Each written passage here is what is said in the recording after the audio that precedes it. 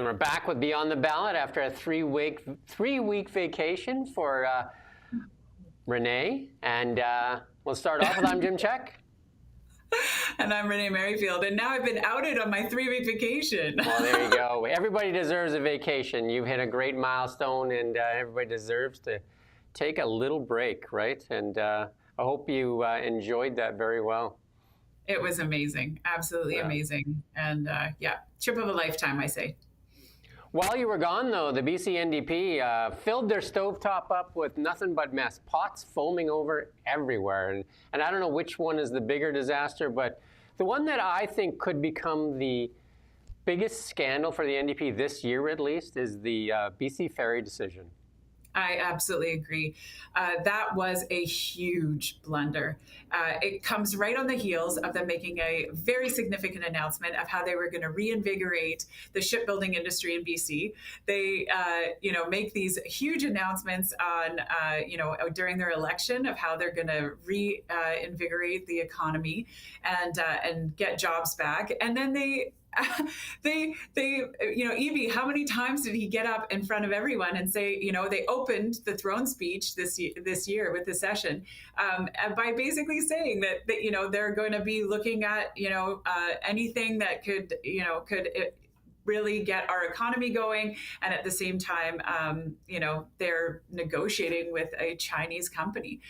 This also is a huge blunder when it comes to our other provincial, allies.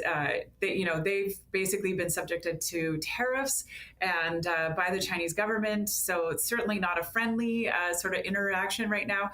So taking $1 billion or $4 billion and putting it offshore into China's hands, I think, is a huge, huge mistake.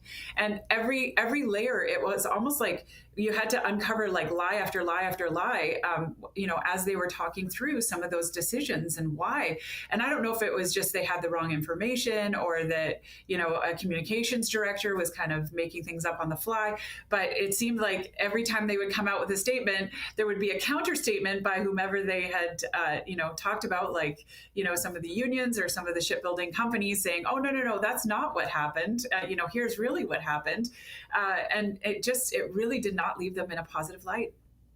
Conservative MLA Harman Bangu, been a rock star on this. He's the one that's doing the heavy work along with some of the reporters that are actually digging into this. This one is so like goes against everything the Liberals and the NDP have saying. So they got Melanie Joly and Mark Carney saying we're going to use Canadian aluminum and Canadian steel in all our jobs and our big projects. We're going to do nothing but Canadian jobs. We're going to build industry. We're going to build Canada strong.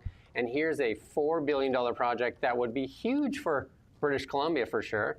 And what did we do? We shipped it to the Chinese government that's actually tied to the CCP. Like, it's actually tied to their military. And it's just unbelievable. And then Chrystia Freeland sends a letter, which we didn't get to know about till it got leaked. And that letter said, better not be using any federal money for this. And they said, oh, it's just operational money. And then Eby said, mind your own business. And it turns out that $1 billion loan was given from the feds to the province. So there's federal infrastructure money being used for this project. 100%. It was like at every turn, this just did not bode well. And Eby's comfortable in his barely majority, but Carney is not comfortable. And, we've talked about how Carney basically has 12 to 18 months to really make hay with the economy. This is a huge move for him, and that does not bode well. And with Chrystia Freeland saying this is not what we would want, and when her letter was leaked, it basically said, like, don't do it. We want you to bring it back to, to Canada. But for them to then be so disingenuous and actually, contribute $1 billion towards it doesn't make any sense whatsoever. So it's hard to know. It's hard to know what the truth is, because I've said many times on this program and publicly, like, believe what they do, don't believe what they say. And we talked about Eby's speeches talking about buy Canadian and let's focus on Canada, let's focus on BC, and then meanwhile he's spending $4 billion in China. Look at what he does, not what he's saying. Chrystia Freeland begging Eby to reconsider is what she's saying, but what is she doing? Well, their government is giving $1 billion. dollars towards this effort. So, in my mind, this is a huge blunder. The government needs to go first. So even when it costs the government more money to build into our infrastructure, to build into our economy, it's a positive move for them to make. It's where they should be overspending, not on staff costs, not on building their bureaucracy, but on actually building into the economy. This was an awesome opportunity that they completely wasted, and it's one that BC will not get to benefit from. Yeah, they've used a few excuses, but I interviewed Dan Elvis just recently as well, and he said it's either incompetence or malice, because Chrystia Freeland, when she wrote that letter, she obviously didn't know about the loan. So then maybe that's the minister, like, not Sean Fraser, but Gregor Robertson. Did he know? Because as soon as he found out, he's like, I need a briefing. So like, we're lending $1 billion out, and none of the cabinet ministers know where this money is going and what it's being used for. And Dan Elvis is calling for an inquiry, and the Conservatives have better luck at getting these things through committee now because of the NDP's not there to backstop the Liberals. Yeah, there's definitely, and I mean, knowing, what I know about Parliament versus the Legislative Assembly, the committees in Parliament are very powerful. They've been given a lot of jurisdiction. They have a lot of powers to subpoena. They have a lot of powers to bring witnesses forward. And so in that, they actually have, where it's a much more passive sort of environment with the Legislative Assemblies, where, people who want to speak can, but not necessarily everyone. It's usually vetted by the sitting government. So there's it's usually a false bias that will take an agenda on the committees and the Legislative Assembly. So, seeing, Albus call for, an audit and an inquiry, I think is a really strong move. And if he's successful, I think will be a very, very telling exercise for all Canadians to hear. Yeah, I think Premier Eby's kind of the excuses at first was, well, it's not my decision. I mean, I don't like the decision, but it's not my decision, saying that, they're an independent organization, which is not true. And then that switched from, well, we needed them fast, and they was cheaper over there. And just like, okay, so C-SPAN then responds and says, like, they get to use, they got human rights violations there with their workers. They use inferior steel. And so how are we supposed to compete with that? And they said, well, there was no bids. And they said it was a cost-based bid. So, C-SPAN said, why would we bid on something that we know we're going to lose because the Chinese are going to underbid it anyway? Yeah, and that is also a really good question. Why do we not have in all of our bids, basically human rights aspects and some of those other, qualifications? And the steel aspect is a huge one. We know from the Patella Bridge that there was steel that did not meet our specifications. It ended up being a huge disaster and a huge delay and a big cost. So if they're using, substandard, materials for these ferries, what does that mean for us? I mean, this is a huge issue, and I think that there's a lot more questions that are coming out as we go forward. And I have to commend, the MLAs who are really, and as you mentioned already, MLA Harman. Sorry, I don't want to say his name wrong. Bagu. I think it's Bangu. But Bangu. Okay. But I mean, he's stayed on this, and he's also gotten a ton of media attention. Great on the media for staying on it, and for a decision that they thought would kind of die on the vine. This one is just keeps going around and around the mulberry bush, and I think it's not done yet. I think that now they've got the federal attention. I think this is really going to come back to bite them. So for a government that really needed a strong win coming out of a session that was a little bit wobbly or a lot wobbly, with First Nations coming out against them and unions coming out against them, I think they needed something that was a strong win, and this certainly was not that. Yeah, I think that the more you scratch this one, the worse it gets and becomes this festering sore. And I think it's the different messaging too, because you get caught in one message, then they add another message and another message, and then they really have to be honest with British Columbians. Is it about British Columbian jobs and the economy, or is it about getting the cheapest product at the cheapest possible way and allowing human rights violations and all that kind of stuff and using inferior products to get the cheapest product possible? Which is it? And if the NDP is supposed to be about the people of this province, then that's the wrong answer. Well, and this is an investment. This is not something, my dad growing up used to always say, I'm too poor to buy cheap. And it was basically like I can't afford to buy something that isn't going to last, that doesn't have the staying power. And he used to buy really good shoes that were kind of gender neutral so that they could be passed on from all of the kids, and I mean, it's a small example of something that really our government should be leading on, which is, really taking those infrastructure and those big purchases that are going to be around for, let's say, 20, 30, 40 years, and wanting the best value. And sometimes the value is not the cheapest. Sometimes the value is really in something that is going to last, and it's $1 for use, not necessarily, or $1 for the reliability. We know BC Ferries has got a huge issue with having to cancel ferries crossings and for having boats that are taken out of commission. This, I think, could be more of the same. And if the Patella Bridge is any sort of a warning for us, I think that this decision needs to be reevaluated. And I think the arrogance, even from the BC Ferries CEO and from the Premier's office on this, just saying mind your own, telling the government to mind its own business, that there's no money being used, and it turns out there's $1 billion being used, which is like a huge amount of money, and they're getting a sweetheart deal on the loan as well. They're getting a deal that's worth like $500+ million.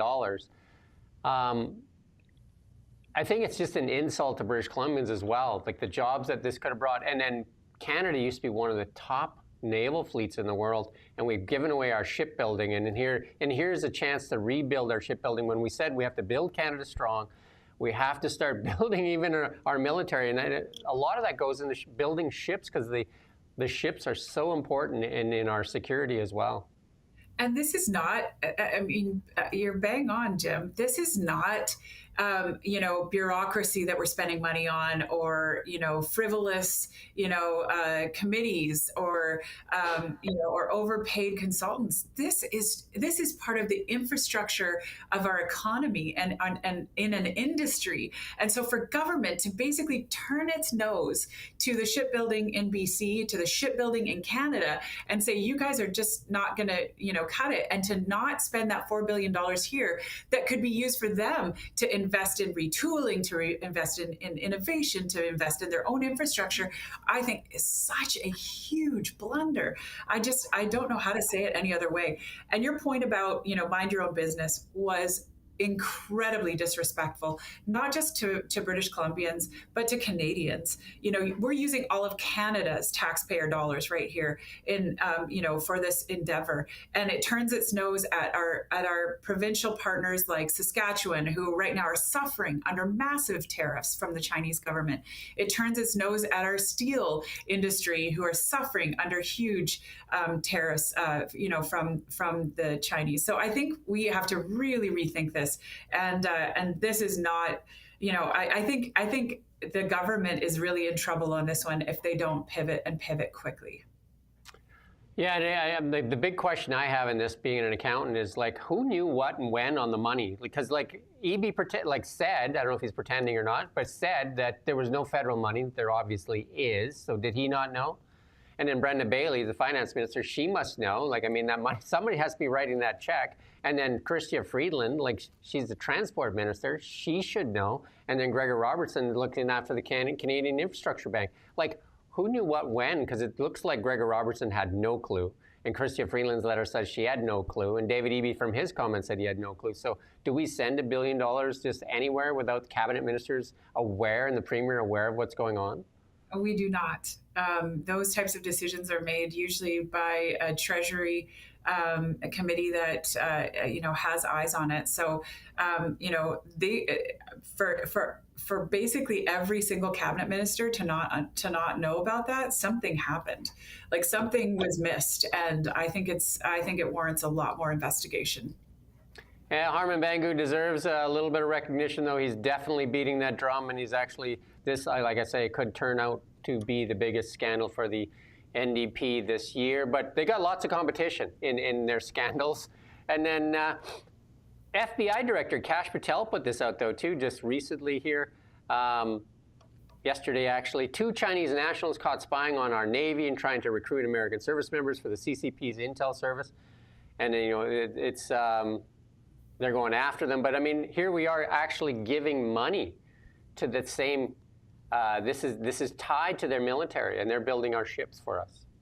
Well, and Sam Cooper, who is, has been trying to sound the alarm bell on how the Chinese have infiltrated, and I would say in some cases legally infiltrated, in showing the gaps in some of our hiring processes and showing the gaps in some of our own security processes, and whether it's a lab in Winnipeg or whether it's Chinese nationals spying on U.S. Navy. I think that there was that really good interview that Brian Lilly did with Trump's advisor. And honestly, he said, you guys, they've come in legally through legal channels, but they are here and they are inside of our organizations, and they are literally reporting back things that we're doing and saying. And in doing that, we have the alarm bells being sounded, and yet we are turning a blind eye. And for these ferries to be created and built by basically the Chinese military, you have to ask the question, what's going on there, and how could these be compromised? I think they need to figure out how this was chosen, and that they need to dig really deep on this one for sure. And it's good that they use federal money, because that gets the federal government license to go and have a really good look at this. And I want to say this is not conspiracy theory. I mean, Sam Cooper is probably one of the best investigative journalists that's out there right now. He is literally, pointing A to B to C to D, and showing how this has gone awry.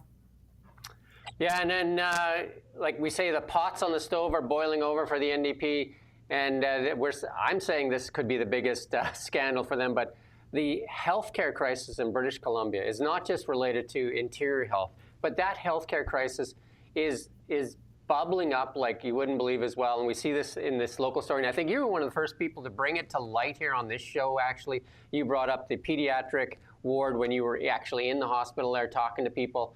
And then right after that, that young female doctor put out that post on TikTok that got a lot of attention. And I thought, oh boy, she's going to get it. And then the next day, we got that letter from, I think, 8 doctors that supported her. And then I think a couple days after that, we got that other letter, I think was 136 healthcare professionals supported that. So they couldn't just bury it or punish her or anything. So they actually had to deal with it. And it seems like communication is part of the big issues here, because there was that letter that kind of like ended up showing up now that was leaked out there, 2022 letter that was signed by, I think, about 6 Okanagan mayors, as saying the lack of communication here. That letter was addressed to Adrian Dix, and that was in 2022. Yeah, and this is not a new crisis. This is just finally cracked so far open that you can't deny it any further. Those that have been on the front lines, and I give nothing but kudos to all of those, nurses and doctors who have literally been almost pulled in 2 pieces by trying to hold together this system of care that doesn't work. It's an absolutely chaotic system. They are all trying to do their best, but the stress of not being able to deliver the care in the way that they know they should be able to is killing them. And they're finally speaking out, and in really loudly. Now, what I have is the biggest concern is that, many kind of pointed their guns at the CEO and said this is a CEO issue. And my biggest concern is that this is not a CEO issue. This is an issue that goes way farther back than the CEO. And, Susan Brown, she's been there now, I think 6 years, 7 years maybe. She basically has already announced her retirement in December. So the NDP are going to let her really wear a lot of this, and they're going to try and come in and save the day. I don't believe in, I'm putting this on the record. I don't think the NDP know how to fix it. I think that the system is so imploding. I think it's beyond what the NDP's capacity is to actually reform, because it needs a revolutionary reformation. Kai-Hi's numbers just came out, and they were damning in terms of the BC system, in terms of our wait times and how care is being delivered. Brian Day just did an interview on Conversations That Matter with Stuart McNish. I strongly recommend anyone to watch it. Absolutely amazing 23 minutes of your life, in which he quotes what the judges found in those court cases, that the governments are literally allowing people to die on wait lists, and meting out care and rationing care is the word that the judge used, in a way that knows that people are going to die. And I think that we have a system of care that is not working, and the doctors who we trust and who we love are finally speaking out in a way that that we can hear. My biggest concern is that we keep listening to them, and that we pick up that charge and demand better as a public.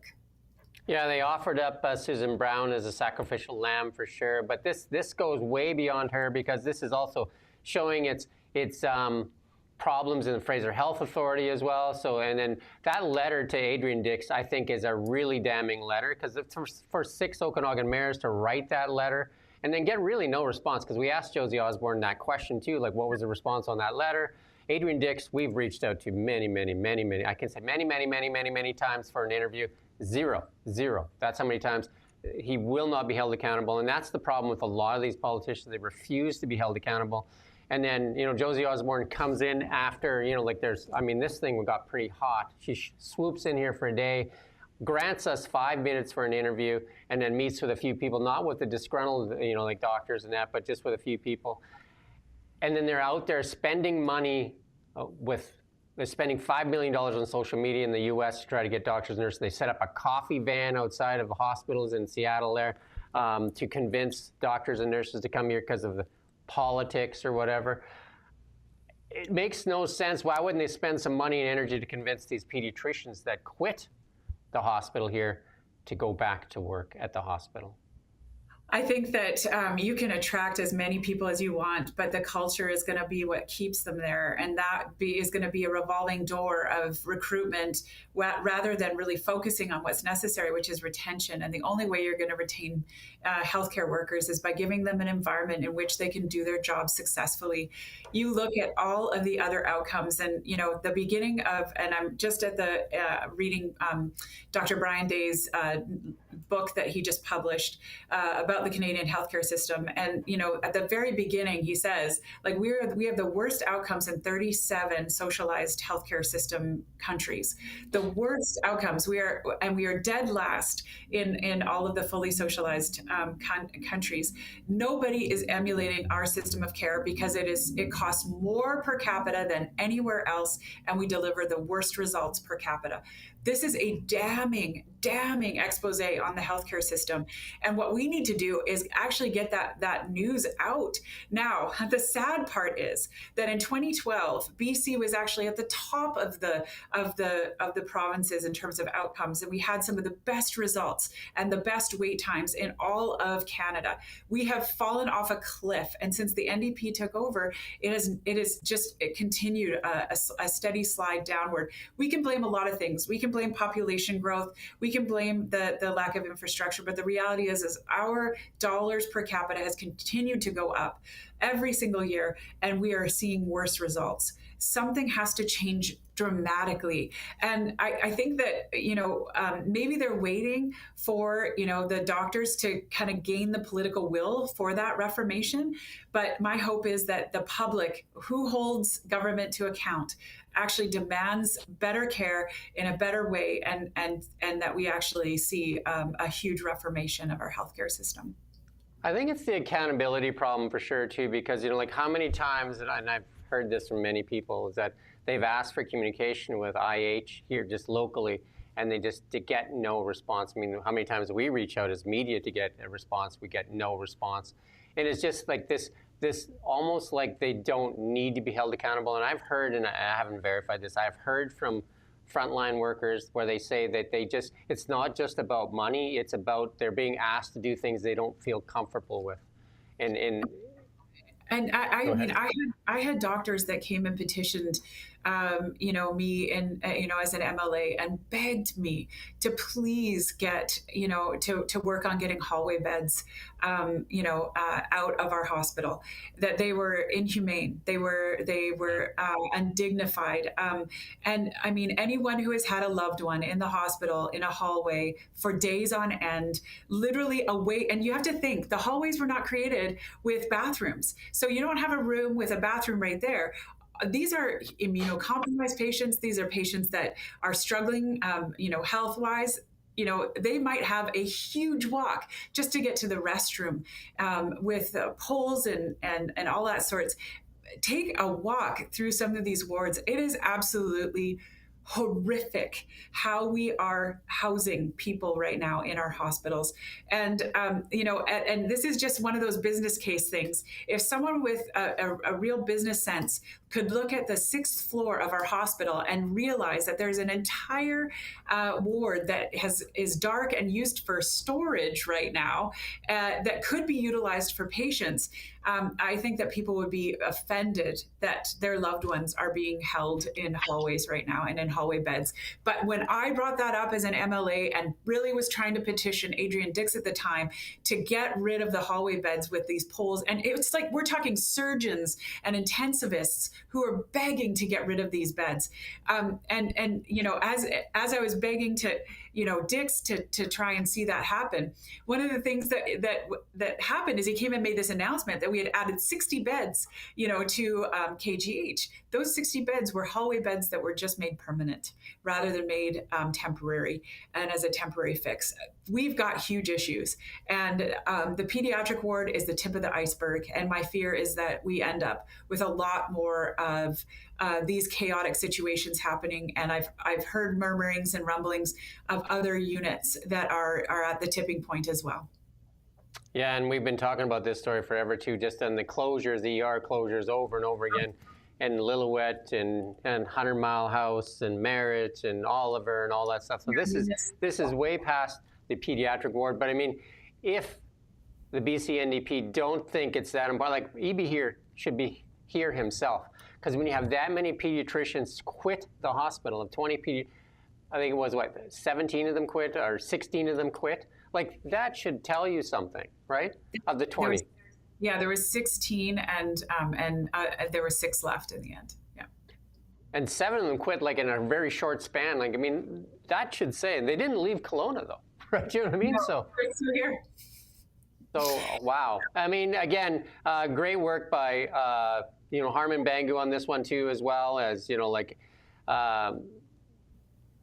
there's some really good rock stars right now in the Conservative Party, like Harman Bangu, and then also Eleanor Sturko doing some really tough work. Absolutely. And Peter Bilabar is another real highlight. I mean, he is really holding the finance minister to account. There's murmurings that that deficit number is actually much larger. It'll be really interesting to see what happens in September when we get a new update. I think BC is in trouble. I was watching Elon Musk on the U.S. government and basically saying that, they're teetering on bankruptcy, like they're in a really precarious position financially. And I'm thinking to myself, oh my goodness, we're not far behind. And I know a lot of people will look at our federal numbers and say, no, we are farther behind, the U.S. But what they fail to realize is that if you added the provincial debt to the federal debt, we are in much different stead. And that was something that Stephen Pullatz really drew attention to and said, you cannot just look at the federal numbers and compare federal to federal and say that we're some of the best in G7. You have to add the provincial debt numbers because they are staggeringly large. And we are unique in that we allow our provincial governments to actually take out the amount of debt that we do for what they do. We do have 3 rookie MLAs here in the Okanagan here, Gavin Dew, Christina Lowen, and Macklin McCall trying to lead the charge there. But maybe they don't have their sights right on the right target because they did get Susan Brown to resign. But they do have a town hall tonight here at the Capri Center there from 5 to 7 for anybody that wants to go out to that town hall. Yeah, and I just think that they had their guns pointed at the wrong person. They should have been going, far bigger and far more systemic, and for a quick little political win, it was the wrong thing to do. And I think in the end, it gives the NDP a real opportunity. It gives them an opportunity to flit in, make a couple changes, and look like heroes rather than where it should have been, which is you guys haven't been doing anything for the last 3 years, and and why. And that was not the case. That was not who they turned their sights on. Yes, there was kind of the nod and the little bit, but I think that shows some of the naivete on the system and on how bad the entirety of the system is, and also shows the naivete of just their own political aspirations as well, and acumen. I guess on the bright side of it, the three of them stuck together though, and they worked on this together in the Okanagan. And again, being rookies, I'm sure they've made a few mistakes, but they definitely stuck to this. And they're going to have that town hall tonight. And Gavin, you did say after the resignation from Susan Brown that this is not where it ends. No, but it wasn't. It shouldn't have been. It shouldn't have been what they were focused on. Sure, yeah, draw attention to the CEO, but go higher. This is a huge issue, a bigger issue than what it, than offering the NDP a quick win on someone who is already going out the door.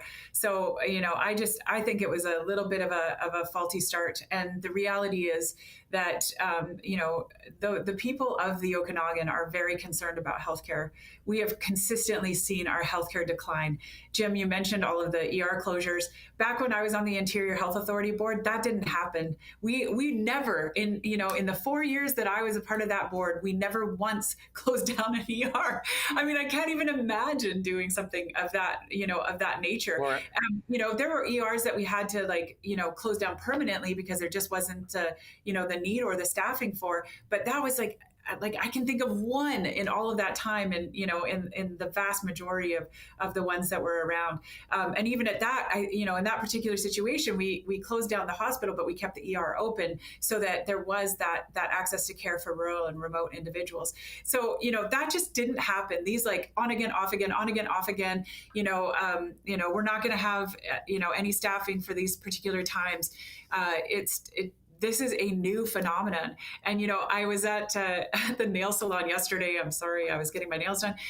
But I was at the nail salon yesterday listening to the woman next to me talk to her nail tech. And she's like, yeah, I'm from Alberta. Yeah, I'm here on a nursing, as a travel nurse and on a contract. And she's like, yeah, I love it. I come here every summer for contracts because it just pays me so great. And I watched her get into her vehicle as she got in. And, I never know, maybe there's a hubby back home and they're dual income family or whatever, but she was getting into a, beautiful Audi SUV that were I'm like, man, nursing incomes typically can't afford that. But I know from my time in government that travel nurses got paid 3 times what the nurses that were working right alongside them being permanently employed were getting paid.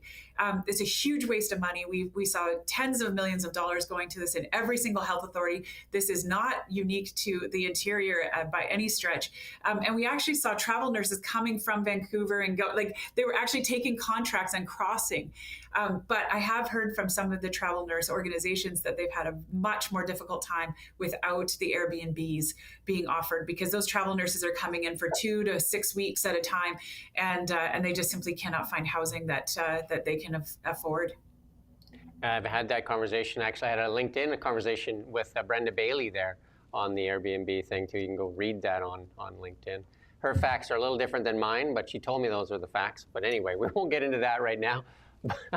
Yeah, but again, in the Lillooet one, we're telling that, Jim, and I would say for anyone that go and read Jim's LinkedIn, that whole entire conversation, go and read it, and then read the Stats Canada report on Airbnbs that was released last July. Yeah. Her stats and facts are different than mine, for sure. They're different than Stats Canada. Yeah, of course. So right? I trust Stats Canada. But we're asking people in Lillooet right now, we might as well ask them to phone first for ER because it might be easier to see if it's open. because we're asking them to drive 2 hours, sometimes over a mountain pass, a snow-covered mountain pass, to get emergency care. And that's happening in British Columbia, and that's shameful. And for that, the NDP should put its head down and ask for, like, they need to, if they've run out of ideas, then they should call an election themselves. Yeah, I think it's time. And I really have a lot of respect for Josie Osborne. I think she's one of the bright lights in the in the NDP caucus.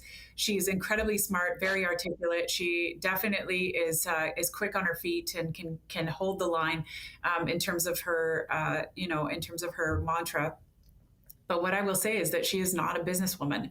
She is not someone who understands how to actually reform healthcare. For them to hire Penny Ballum as their fix-it after Penny Ballum created the entire system, and we've paid as taxpayers Penny Ballum $1.4 million to create the system. For them to hire her as the consultant to reform the system seems like the most incredible waste of money that we could possibly imagine. She was hired back to do a PHSA audit. I'm still waiting to see what sort of changes she's recommending. But we're talking that we're going on 8 months worth of work and have little to show for it so far. So very disappointed in the healthcare reform that we've seen to date. Lots on BC. We're going to move a little bit into the federal realm here because we're getting close to an hour. So Mark Carney on the digital services tax. Like at first, the digital services tax, the U.S. government, Lutnick and them asked for a 30-month pause while they were doing negotiations on the trade talks. Francois Philippe Champagne and Mark Carney's Liberals said no, but we're going to go ahead with it. And it's a retroactive tax too, and it's a 2020, it goes back to 2022. And then Trump just said no, that's done. We're not negotiating until that tax is gone. And then obviously then I think it was a day later, Mark Carney called and said, okay, so we got rid of it. And then CTV comes with an article, calls it a mini win for the Liberals. I'm just like, where was the mini win? They were just asking for a pause. You said no to the pause. Then they said, okay, we're not talking. And then you caved on the whole thing. So that's negotiating? Yeah, this was an example of what not to do in negotiations if you want to show that you have any strength at all. But having said that, and I say a big but, this tax was probably one of the most ridiculous taxes that ever could have been. It would have punished Canadians. It would have punished Canadians. It never should have been on the table in the first place. This was a huge blunder by the Trudeau government that put this ball in motion. It should not have ever come to fruition. It should have been repealed when Carney came in, and instead they charged forward with it. It is an absolute blunder, and Carney should have known better. For someone who said that, and won an election on a promise to be elbows up and to negotiate hard against Trump, this was not negotiating hard against Trump. And Trump won this one. On this particular exchange, I would say Trump won, Carney zero. And Carney's coming off looking very weak. Now, CBC had its own little rendition of what happened. But I would say that in the social sphere and in social media, this was even some of the true liberal pundits and politicos were basically, tail between the legs saying this is a disaster. And truly it was. It was a disaster from the get-go. And even Biden was against this tax. So this is not just a Trump thing. This goes back to Obama. This has been a huge warning from the EU. It's been a huge warning from the other American presidents. So this is something that we've been put on notice for, and for Carney to be the one to actually enact it and then to pull back, I think it makes him look very weak and makes him look very, very unskilled at negotiating with Trump. And Bill C-18 is kind of linked in this because Bill C-18 is also an attack on social media as well. And we're hoping that they remove Bill C-18. We've had some discussions with some liberal MPs that say that it should be repealed as well because it also endangers our communities because we can't get news on there. And then the Liberal government now spends millions of dollars to put their news onto that Meta platform that they say is, like the evil empire or whatever.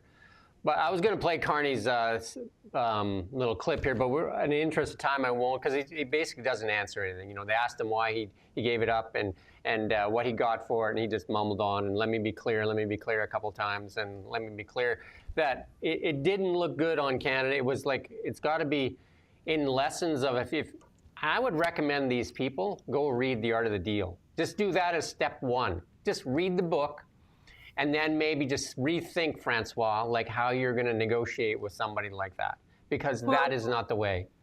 And I read The Art of the Deal back when it was published. Like, it was so long ago. And I mean, it's not, Trump is not hard to figure out. It's right there. He told you what he does. It's right there. Well, he told you what he's going to do. He told you how he's going to, I mean, the way that he's been socializing the 51st state is basically, chapter and verse of this book. And I wouldn't take this book as something as the way that we want to negotiate, but we don't have any chips right now because the Carney government took over for the Trudeau government that was largely took all of our chips off the table. And you and I have had that conversation. We don't have bargaining chips right now. And Carney has to get us back into a place of power, and we are not there, and we have not made moves to get there. And if anything, it's like, stop doing things that are going to antagonize that relationship while you are trying to rebuild and get other allies in your court. And that's the only thing that we can do right now. It's absolutely ridiculous. And Carney looks very foolish and a little bit weak in this particular situation. They literally offered them an olive branch. They said, just a 30-day pause while we're going through this. It should have been sure. Like, what's that going to hurt? Nope. They were what were they focusing on? That $2.7 billion that they were going to put in their pockets first? They thought maybe they'd take that and then keep it. It just makes no sense, and then they got nothing out of it. And here's the other really dangerous thing right now. Trump's done a deal with the UK. Trump's done a deal with Vietnam. And then India has said that they're coming out with a deal. And it sounds like the China deal is kind of done too on rare earths and stuff like that. And it sounds like the European Union is in there. We don't want to be the last ones to get a deal, because that's the worst deal is going to be the last deal. And that's what happened when we were negotiating the USCMA. That is exactly what happened. We basically were the last ones at that table, and Trump said, screw you, Canada, I'm going to negotiate with Mexico first. And basically we were left out high and dry on that deal. It was one of the worst ones that I could have ever imagined for us, far worse than what we had before. And now, I mean, basically it's coming to fruition again, and we've got to get our act together. My biggest fear, and I told you that my silver lining of hope was that Carney is an economist, and at his heart, he's a true economist, and that he has to understand how precarious the Canadian economy is, both May and June posting, negative growth in our GDP. Like, we are in a dangerous position. And for us then to, basically bring in the old Trudeau, ministers who are now spouting their stuff all over again and pushing through their bills that they were having as little pet projects, I think is a really dangerous thing for us. And I think it's up to Carney to really get a different outlook and a different, and a different way forward, because we can't pull the old, in and expect that we're going to see a different result. I think I'm going to offer some free advice to the Carney Liberals: is stop the virtue signaling, stop the identity politics, and just focus on stuff that makes sense, and just focus on like the meat and potatoes, business sense. Actually put on your business hat. Don't stand there at the podium on Canada Day and talk about how our values are at threat and our democracy is at threat. What values? And then there's a piece from the Globe and Mail that talked about we finally get our flag back. And I'm just like, what are you talking about? And I had this argument with one of our reporters before, because when the trucker rally was going on, they said they stole our flag. And I said, what are you talking about? They have their own flag. They went and bought that flag. You can go buy your own flag. Those are your flags. The other flag, the flag itself, belongs to all Canadians, whether or not you agree with their politics, their opinions, their thoughts, and everything. That flag belongs to everybody. But there's no flag that's yours unless it's the one you bought and you hung on your truck or you hung on your front of your house or whatever. And I think that's what we need to get away from. I think the Liberals are still stuck to 10 years ago when they think that identity politics and virtue signaling is the be-all, end-all. Yeah, and identity politics is divisive. It gives everyone a label. It gives everyone a side.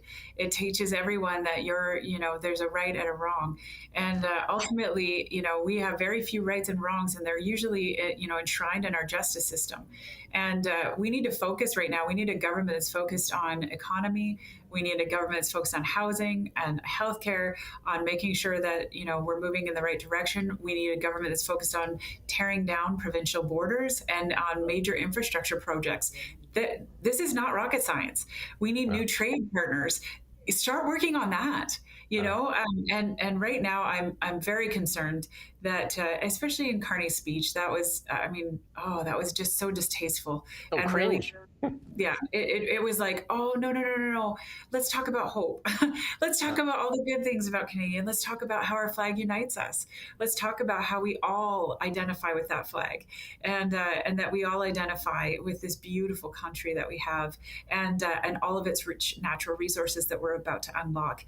And I still have a lot of hope for the new energy minister, and for him to really say, look, this is what we need to do to drive our economy forward. And my hope is that we'll see some really positive things from there in the near future.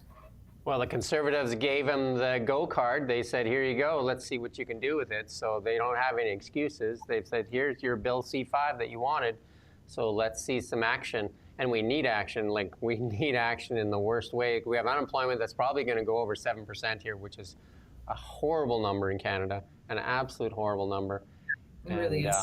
There's not a lot of good stuff to report. And we need to get past the identity politics and the virtue signaling, I think, and they need to deliver. They need to deliver, and they need to stop the stuff that's going on, like here, the BC NDP giving away money to China again. And you know what? One of the last comments I'll make is like, Scott Moe must have just thought David Eby might as well just walked up to him and punched him in the face with what's going on with the canola tariffs. And here's David Eby giving the money to the Chinese. Well, Saskatchewan farmers are in trouble. Yeah, and that's exactly what I said. We need to be better to our provincial allies, and this was a real slap in the face. One economy, right? One economy, isn't that how it goes? Not 13. Yeah. That didn't sound like one economy to me. No, and that is the opportunity for Carney, is to get rid of these trade barriers inside the country. Literally, it would usurp what the tariffs are costing us from the U.S. government. So it would, it's a real opportunity for us that we have to take advantage of, and that, I think, is where Carney could really shine right now. And maybe I'll end with one thing: the EV mandate. I think Carney's going to meet with the CEOs of some of the legacy automakers here in the next little while. If they don't drop that EV mandate, we will not have an auto sector here in Canada as well. No, and again, a really big blunder. I don't know if you saw, but the BC Ferry is saying that they're not going to transport those vehicles anymore. And I'm not talking about damaged ones, though. Damaged ones, yeah. Damaged EVs. Sorry, I wanted to make sure I clarified. Yeah. But again, I mean, it's just another little turn of that knife. And I just want to say, Evan Solomon, he's in charge of Southern Ontario development, plus he's the AI guy. He went out and met with, and I can't remember the name of the car now, it's a weird name. He said that's the birth of the Canadian auto sector. It's an EV, a university project. They're going to build 2 cars per year for the next 3 years, and it's going to challenge Tesla. I'm just like, what are you talking about? You're not serious. These are not serious people.